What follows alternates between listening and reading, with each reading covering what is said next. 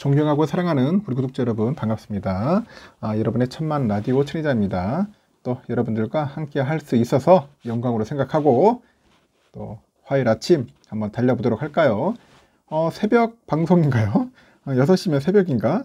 어두컴컴해서 그런지 좀 그럴 것 같아요. 여름이면은 벌써 해가 뜨고 난릴 텐데 이제 겨울이 다가오고 있습니다.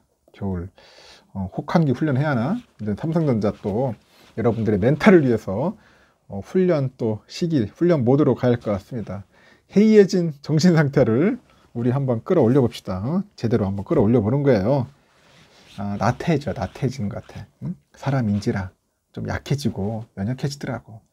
여러분도 그렇고 저도 그래요. 저도 사람인지라 어느 때는 막 갈 때 같아. 왔다리 갔다리 하고 정신 못 차려요. 보면은. 응? 그런데 옆에 누가 있으면 좋아. 옆에 누가 따뜻한 사람이 있으면 좋은데 없으면 힘들어요. 왜냐, 사람은 약간 의지해야 할 수밖에 없어. 의지. 옆에 누군가 멘토가 있든지 뭐 따뜻한 사랑하는 또 연인이 있든지 하여튼 누군가 옆에 있으면은 좀 어떻게 보면 기운이 나죠. 힘이 납니다. 한번 보세요. 여러분 주위에 있는지 없는지. 없으면은 빨리 만드시고 없다 그러면은 천혜장 방송 들으면 돼. 들으면 됩니다. 여러분들에게 조금이라도 힘이 될 것 같아. 제가 볼 때는요, 인생이란 것은 알고 보면 자기와의 싸움이야, 여러분. 자기와의 싸움이야. 안 그런가? 나는 그렇게 생각하는데. 나와의 싸움. 진정으로 싸워 이겨야 할 대상은 타인이나 세상이 아닌 것 같더라고. 내 자신이야, 내 자신. 내 자신과 싸워서 이겨야 돼. 1953년이요. 1953년에 인류 최초로 그 에베레스트 산 등정에 성공한 그 에드먼드 힐러리가 있어요. 에드먼드 힐러리. 소감을 묻는 그 기자한테 뭐라고 하냐면, 내가 정복한 것은 산이 아니다. 내 자신이었다. 내 자신. 이런 멋진 명언을 남겼습니다. 얼마나 멋있어. 내 자신이었다. 내가 내 자신을 이기면은 세상도 이길 수 있어요. 안 그렇습니까? 내가 내 싸움에서 지면은 세상과의 싸움도 이길 수가 없는 거야. 우리는 평생 동안 자신을 어쩌지 못하고 막 괴로워하고 자신의 무게를 감당하지 못해서 좌절하기도 합니다. 좌절하게 돼. 제가 아는 박사님도 있는데 보면 그런 거 있다. 뭐 예를 들어 만보를 걸어야 돼. 만보 하루에. 그럼 만보 끝까지 걸어야 돼. 자기와의 싸움이야. 응? 하루 빼먹었어. 얼마나 괴로워하겠어요. 그 빼먹어가지고 30일 풀로 해야 하는데 하루 빼먹었어. 그것도 한번 하려고 계속 꾸준하게 합니다. 그것도 자신과의 싸움이거든. 만보. 그 31일 한 달 동안 만보 풀로 걷는 사람이 있습니까? 그게 쉬운 게 아니잖아요. 하여튼 자기 자신이 그 최고의 그 자산인 동시에 따르는 최고의 적이 되기도 합니다. 모든 것은 항상 나로부터 시작해서 나로 귀착되는 거예요. 나로 시작해서 나로 끝나는 겁니다. 일단 모든 것이 내 곁을 떠나도 끝에 가서 남는 것은 나 자신이더라. 또 보니까 모든 문제의 원인도 나야, 나. 해결책도 내 안에 있더라고요. 그래서 불안하고 화나고 슬프고 고통스러운 것도 다 나 때문이야. 나 때문이야. 간 때문이 아닙니다. 나 때문이에요. 그 세상과의 시비도 다툼도 다 나 때문에 일어나는 것 같습니다. 나를 괴롭히는 대상은 타인이 아닌 것 같더라고. 다름 아닌 내 자신이었다는 거죠. 내 자신. 이렇게 우리는 그 자신에 걸려가지고 항상 넘어집니다. 내가 누구인지를 깨닫게 되면은 내 자신이 자유롭게 되는 거예요. 내가 나를 이길 수 있으면은 나는 승리할 수 있는 거야. 나는 승리할 수 있습니다.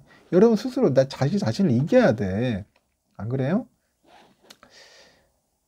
사람의 그 존귀와 비천은 지위 고하에 있는 것이 아니라 덕성의 유무에 있다. 뭐 그런 좋은 말도 있더라고요. 그러니까 하여튼 여러분 스스로 내 자신을 이길 수 있는 그런 멋있는 나가 되었으면 좋겠습니다. 꼭 그렇게 되길 바라면서 또 한번 삼성전자 한번 열심히 떠들어 보도록 할게요.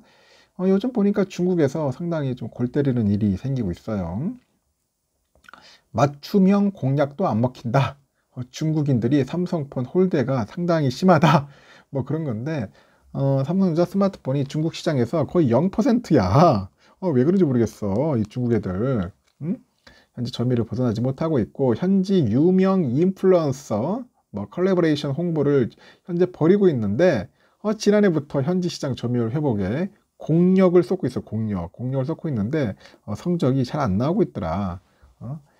업계에 따르니까 중국의 그 데일리 인터랙티브 빅데이터라고 있는데 올해 3분기 5G 스마트폰 시장 점유율을 보니까 삼성전자가 5G 스마트폰 점유율이 0.8%였어요. 1%를 못 넘고 있어. 이는 중국 시장에 진출한 그 전체 스마트폰 그 제조사 가운데 거의 사실상 꼴등이다. 뭐 9위다. 뭐 그런 이야기가 있습니다. 중국 5G 스마트폰 시장 점유율 1등이 누구냐? 애플이야. 애플 19.4% 잘하고 있고, 뭐 2위는 현지 대표 스마트폰 제조사 비보라고 있어요, 여러분. 보신 분 있나요? 18.6%더라고 비보가. 그 다음에 오포 15% 정도 되고요. 화웨이 14.8%, 아너가 12%, 샤오미 11%, 리얼미 3.5, 원플러스 1% 정도로 이렇게 순으로 이어지고 있습니다. 중국의 5G 스마트폰 그 기기별 점유율을 살펴봐도 20위권 내 이름을 올린 갤럭시 스마트폰은 한 대도 없었더라. 기기별 점유율 1위에서 5위를 보니까 애플의 아이폰이 싹쓸이 하더라고요. 1위가 아이폰 13, 2위 아이폰 12, 3위가 아이폰 13 프로 맥스, 4위가 아이폰 12 프로 맥스. 뭐 하여튼 아이폰이 잘 팔리는 것 같아. 5위가 아이폰 15다, 13 프로다. 중국의 그 스마트폰 시장에서 5G 스마트폰이 차지하는 점유율이 37.9%더라고요. 보니까 %인데 10대 중 그 4대, 10대가 10대 중 4대 남짓이 보니까 그 비중이 아직 높지를 않다. 하지만 삼성전자로서는 그 4G죠. 4G 스마트폰 시장 이상으로 아주 중요한 시장이에요. 그 가성비로 무장한 중국 스마트폰 제조사가 점령한 그 4G 시장과 달리 5G 시장은 아직 기술 격차를 앞세워서 경쟁 우위를 점하는 것이 가능하기 때문이다. 뭐 그런 이야기도 있어요. 하여튼 삼성으로서는 뼈아픈 결과일 수밖에 없겠는데 삼성은 지난해 말 중국 스마트폰 시장 점유율 20%를 재현하기 위해서 한종희 부회장 직속으로 중국 사업혁신팀을 신설을 했어. 갤럭시 Z 폴드하고 플립 언팩 행사도 중국 내에서는 별도로 개최하고 있으며 또 현지 유명 인플루언서를 통해 가지고 홍보도 적극 진행하고 있다. 뭐 이렇게 노력을 했는데 1년이 다 됐는데도 아직까지 0%대면 이거 좀 문제 있는 거야. 내가 볼 때는 그 한종희 부회장이 제대로 못하는 건가? 내가 볼 때는 똑바로 전략을 못 짠 것 같아요.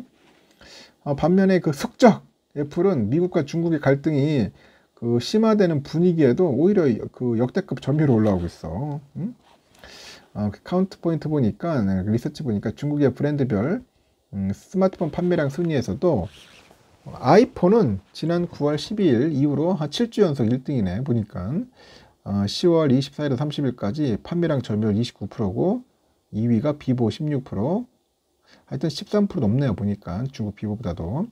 아이폰이 잘 팔리고 있습니다. 아이폰이 그리고 남들 감성이 통하는 것 같기도 하고, 문제는 뭐냐, 이 시진핑이야. 이게 중국의 그 한알령, 한알령 때문에 한알령. 이 한알령 때문에 지금 내가 볼 때는 상당히 한국 그 제품들을 어떻게 보면 싫어하고 뭐 꼴보기 싫어하는 그런 것 같아요. 약간 그런 심보가 있어요. 중국 놈들이 딱 보면은. 그래서 제가 볼 때는 당분간 조금 우리 한국 제품들이 좀 힘들 것 같습니다. 하여튼 참 답답합니다. 이게 뭔가 외교 문제가 이렇게 꼬이다 보니까 중국 애들이 약간 좀 그런 짓을 많이 해요. 하여튼 저는 그래요. 뭐 중국 시장 중요하긴 하겠지만은 언젠가는 삼성전자 그 돋보일 날이 올 겁니다. 그때까지 한번 잘 버텼으면 좋겠어요. 한번 삼성에서 잘 알아서 하겠죠. 잘 되차리라 믿고. 지금 보니까 또 주가에 대해서 잠시 얘기를 해볼 건데, 이러다가 다시 또 5만 전자 가는 거 아니냐, 그런 걱정이 또 생기기 시작해. 슬금슬금. 왜냐, 지금 외국인들의 매수세가 11월 들어서 약간 좀 둔화되는 것 같아. 우리 외인 오빠들이 좀 안 사는 것 같아요. 팔고 시작하다 또. 최근 들어서 보니까 주가 랠리를 이어가고 있는 우리 삼성전자가 다시 또 5만원대 가는 거 아니냐, 그렇게 걱정하고 있더라고. 5만원대 불안한 그런 고개를 또 들고 있다. 불안하다. 그래서 지금 14일부터 18일까지 그 외국인들 쭉 보니까 삼성전자 주식을 한 227억 정도를 순매수했어요. 227억. 11월 첫째 주만 해도 한 2천억 정도 달했는데, 하여튼 외국인 그 삼성전자 순매수액은 둘째 주에 1,900억 정도로 해서 한 100억 원 넘게 줄었고, 셋째 주는 한 220억 원대로 내려왔어요. 지난 9월 29일 연저점이 52,600원까지 떨어진 삼성전자였는데, 기후로 외국인들의 매수에 힘입어서 61,400원까지 갔죠. 거의 한 16.7%까지 뛰었단 말이야. 16.7%. 그 최근에 삼성이 단기간 급등하면서 이제 실적 대비 주가 수준, 주가 수준 밸류에이션이 그 부담이 약간 높아진 영향 같아요. 그렇게 보는 것 같아요. 그 외국인 투자자를 중심으로 이제 그 PER이 낮아진 그 저평가주를 담아야 한다는 판단에서 삼성전자를 좀 덜어내고 있다. 뭐 그렇게 보면 될 것 같습니다. 글로벌 경기 상황이 좀 나빠지고요. 삼성의 그 실적 기대감도 낮아지고 있습니다. 그 가운데 또 삼성의 주가가 오른 것은 좀 부담으로 작용하지 않겠냐 그렇게 보고 있고, 국내 증권사들도 내년 2분기까지는 삼성전자 실적 감소세가 이어질 것 같아요. 내년 2분기까지는 한번 지켜봐야 할 것 같습니다.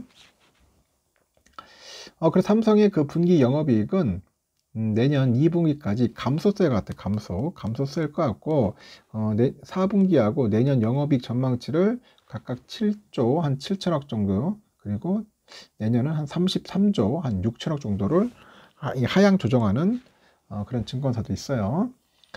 전저점 주가 52,600원, 이 PBR 0.07배 같은데, 과거의 주가 급락기 최저점 배수들의 평균치인 1.10배와 비슷하다. 1.1배. 유사하죠. 그 최악의 경우에 역사적인 최저 배수가 0.94배였어.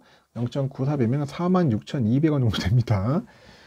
하여튼 여기서 최저점이 형성되면은 한 12%의 주가 하락도 가능하다. 최악의 경우는 한 12%까지도 빠질 수 있다. 그렇게 생각을 하라는 거예요.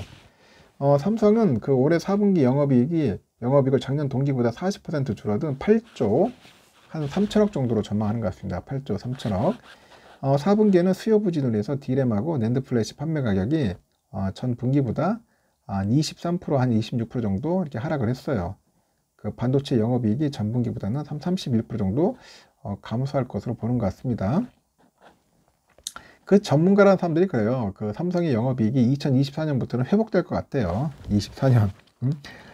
내년 1년 더 기다려야 돼. 2024년에는 확실하게 간다. 그 메모리 업체들이 그 내년 KPX 축소로 인해 가지고 2024년 메모리 반도체 공급이 부족 예상돼. 이로 인해서 2024년 영업이익은 전년 대비 한 115% 정도 늘어나 가지고 한 83조 한 1천억 정도 되지 않겠냐? 뭐 그렇게 평가를 하는 것 같습니다. 단지 예상치지 실제 가봐야 알겠죠. 그렇게 본다고 합니다. 좀 공부 좀 한 전문가들은 그런 얘기를 하고 있고, 지금 보니까 또 대만 애들이 또 살금살금 야욕을 드러낸다는데 도대체 왜 그런지 모르겠는데 한번 볼까요? 뭐냐, 결국은 보조금이야. 보조금. 뭔 보조금이냐, 이제 미국에서 이제 보조금 받아야겠죠. 그래서 TSMC가 미국의 그 반도체 그 산업 지원법이 있어요. 그 칩스법이라고 하는데, 이 칩스법 그 보조금에 대해서 사실상 자세히 유리한 방식으로 집행해 줄 것을 요구를 하는 거야. 대만 애들이 요구를 하고 있다. 그 미국 본토 내 공장 투자를 지금 확대하고 있어요. TSMC. 그리고 지금 삼성도 마찬가지지. 하여튼 보조금 수혜를 두고 서로 이제 치열한 경쟁 구도가 형성될 것 같아요. 미국 상무부 홈페이지 보면은 그 대만의 TSMC는 미국 상무부가 이제 칩스법 시행과 관련된 정보를 요구하는 데 따른 답변서에 미국 기술의 회사들이 앞으로 수십 년 동안 글로벌 리더십을 유지하기 위해서는 미국 애리조나주 피닉스에 있는 TSMC의 반도체 그 단지에서 제조된 칩에 의존하게 될 것이다. 그런 이야기를 하고 있더라고요. 의존하게 될 것이다. 애리조나 그 주 피닉스에 있는 그 TSMC의 팹 21이 완공이 되면은 미국에서 운영되는 유일한 최첨단 시설이 될 것이다. 그런 얘기를 하는 것 같습니다. 이 사진이 지금 이게 TSMC 그 애리조나 그 팹 공장의 공사 모습입니다. 이 애리조나예요, 애리조나. 가보신 분 있는지 모르겠습니다. 이어서 이제 그 미국 칩스법 관련 기관은 그 최첨단 고성능 컴퓨팅 그 실리콘에 자금을 지원하는 것을 앞으로 핵심 목표로 둬야 한다고 하는데, 우리는 그 칩스법 프로그램의 담당 기간이 긴 기간 성공적으로 로직 반도체 구성하고 R&D를 제공하면서 큰 규모의 인원을 보유한 보조금 신청자에게 우선적으로 제공해야 한다. 그렇게 주장을 하는 겁니다. 사실상 보면은 미국의 대규모 반도체 공장을 짓고 있는 TSMC가 그 칩스법 통과에 따른 보조금 수혜를 가장 크게 누려야 한다는 입장을 미국 상무부에다 전한 거지. 달라고 하는 겁니다. 떼쓰는 거죠. 지금 보니까. 이에 관련해서 우리 아직 삼성의 답변서는 아직 확인되지는 않았는데 삼성도 가만히 있지는 않죠. 역시 보조금 수혜를 자세히 우선해 달라고 의사를 피력해서 가능성이 있어요. 피력할 가능성이 있다는 겁니다. 지난 3월 미국 상무부가 그 칩스법 통과 이전에 미국 본토의 반도체 산업 지원 방식을 문의를 하니까 삼성은 미국 칩스법 프로그램의 계획과 설계에 대한 정보를 제공하기 위해서 상무부와 지속적인 대화 그리고 파트너십을 기대한다고 했죠. 그리고 미국 정부가 반도체 투자와 관련해서 지속적으로 삼성의 의견을 청취해 줄 것을 요구했다고 합니다. 그리고 지난해 파운드리 재건을 선언한 미국의 그 기업 인텔이죠. 인텔이 정부는 해외 기업보다는 미국 기업 위주로 재정 지원을 할 필요가 있다고 합니다. 무조건 미국 기업이야.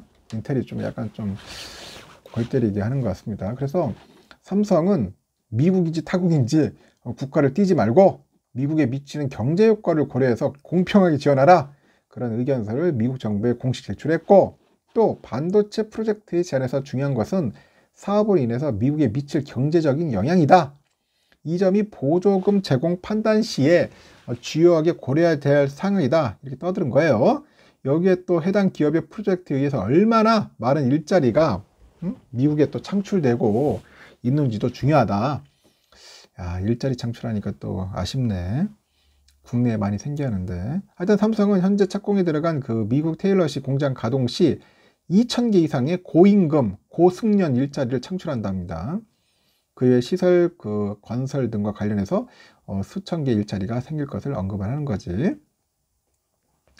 하여튼 TSMC가 향후 몇 달 안에 애리조나주 피닉스 인근에 최첨단 반도체 공장을 짓겠다는 계획을 발표했고 미국 정부에 대한 보조금 수혜를 강력하게 요구할 것으로 관측이 되는데 피닉스는 앞서서 2020년 TSMC가 반도체 공장 건설 계획을 밝힌 곳이죠. 다음 달에 첫 생산 장비 설치 기념식이 열릴 계획이라고 합니다. 이 공장의 양산 시기가 24년이에요. 대략적으로 TSMC는 인근에 공장을 더 지을 것 같고 그래서 TSMC나 삼성뿐 아니라 미국 내 반도체 공장을 짓는 기업들의 수싸움이 아주 치열하지 않겠냐 그렇게 보는 것 같아요. 한편으로는 보면 미국 의회가 그 통과시킨 그 칩스법은 미국 내 반도체 시설 건립 지원 390억 달러, 연구 및 노동력 개발 110억 달러, 국방 관련 반도체 지원 20억 달러 등 520억 달러를 지원하는 내용이 담겨 있어. 약 70조입니다. 70조. 그래서 반도체 관련 투자 기업에 대한 25% 투자세 공제다. 투자세가 공제된다. 공제. 아주 중요하죠. 공제. 공제가 된다. 삼성도 어떻게 해서든지 쪼아가지고 좀 많이 얻었으면 좋겠어요. 보조금. 지금 애플이 이제 중국의 YMTC라고 있어요. YMTC 중국. 이게 양쯔 메모리인데, 얘들한테 이제 낸드 플래시 구매를 포기를 한 것 같아. 애플이 포기를 했고, 대신에 삼성으로부터 공급받을 것이다. 이제 애플이 삼성한테 낸드 플래시를 살 것 같아요. 이 대만 매체가 보도를 했는데, 미국이 중국 기술업체에 대한 통제를 강화하고 있잖아요. 그러다 보니까 YMTC는 다음 달 초 수출 규제 블랙리스트에 올라가는 거야. 이거 얼씨구나 하면서 삼성한테는 땡큐지 뭐. 대만 그 IT 업체가 있어요. 전문 매체가 있는데 중국 낸드 플래시 업체 YMTC가 지난 10월 7일 미국 상무부의 미검증 명단 여기에 등재됐어요. 이후로 12월 초 미국의 수출 통제 명단 여기에 또 포함될 것이다. 이게 보도를 했더라고요. 앞서 지난 14일은 로이터 통신도 미국 정부가 YMTC 등 중국 기업 31개사를 이렇게 뭔가 수출 통제 명단에 올릴 것 같습니다.